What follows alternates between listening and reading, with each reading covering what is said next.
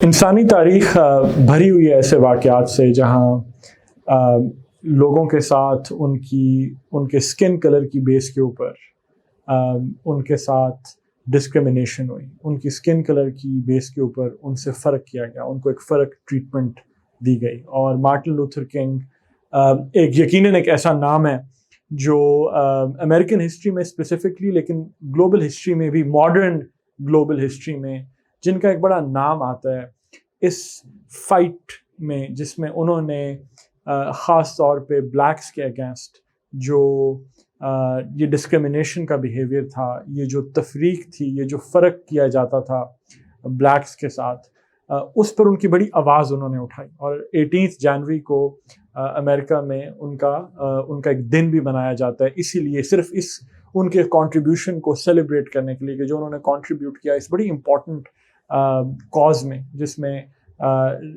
इस डिस्क्रिमिनेशन के अगेंस्ट आवाज़ उठाई जाए। तो डिस्क्रिमिनेशन का मतलब होता है फ़र्क करना, डिस्क्रिमिनेट करना। डिस्क्रिमिनेट उसका वर्ब है, डिस्क्रिमिनेशन उसका नाउन है। डिस्क्रिमिनेट होता है कि आप फ़र्क करते हैं। जैसे कि मैंने आपको अभी एक्सप्लेन किया कि एक ज़माना था अमेरिका में मसलन कि जब जो ब्लैक्स थे वो रेस्टोरेंट्स में नहीं जा सकते थे बाहर, बल्कि रेस्टोरेंट्स के बाहर या शॉप्स के बाहर एक साइन लगा होता था कि blacks and dogs not allowed inside. ये बड़ी एक सैड हिस्सा है मॉडर्न हिस्ट्री का।